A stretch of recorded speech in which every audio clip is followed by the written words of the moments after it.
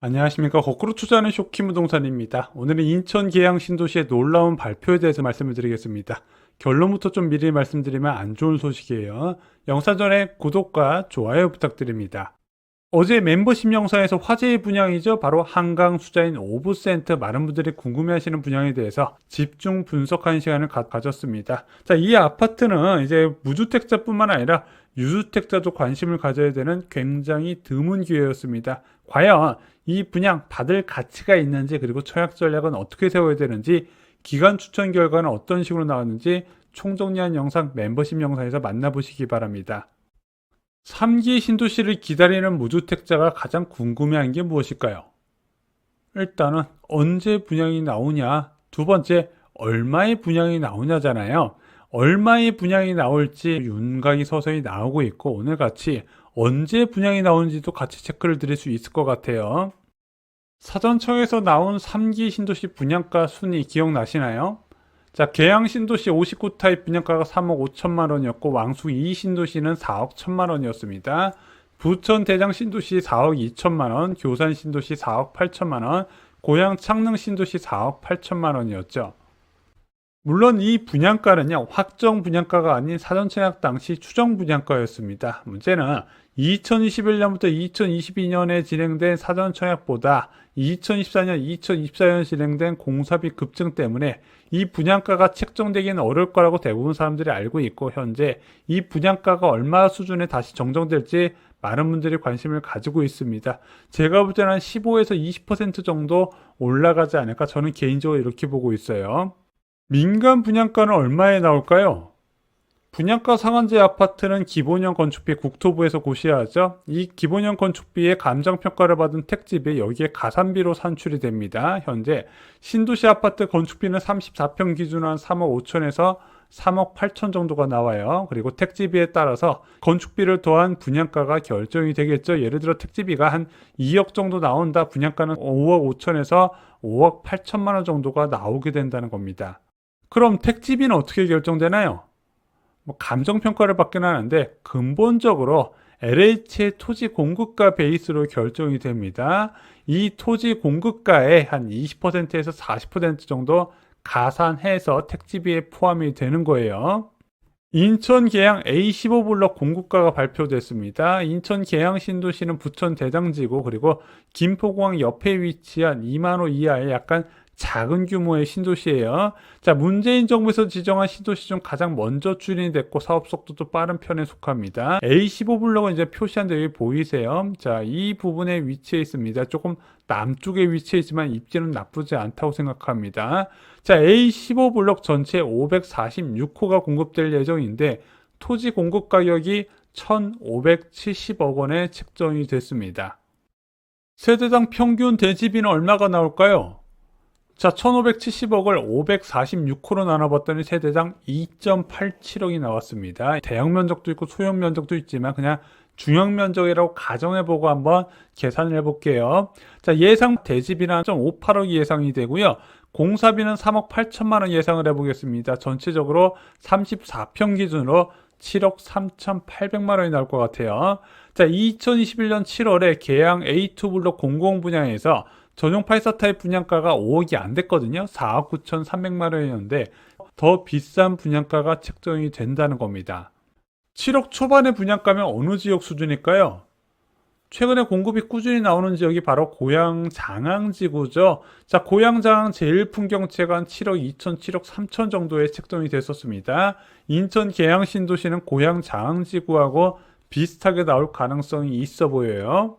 남양주 왕수 2지구 예상 분양가도 예전에 영상을 한번 제작을 했었죠. B4블록의 공동주택 용지 매각 가격이 결정됐었는데 1,793억 원이 책정이 됐네. 전체 529호가 공급됐어요. 그러다 보니까 세대당 4억 2,500만 원이 책정된 겁니다. 그럼 예상 건축비 3억 8천만 원 계산해 봤더니 분양가가 무려 8억 전후가 나와요. 자, 남양주 왕수 2신도시도 그렇게 분양가가 비싼 지역이 아니라고 알고 있었는데 국민평수 기준에서 8억 전후가 나온다면 대다수가 생각하는 분양가보다 좀 높게 책정되지 않냐. 그래서 당시 댓글 반응도 굉장히 뜨거웠었습니다.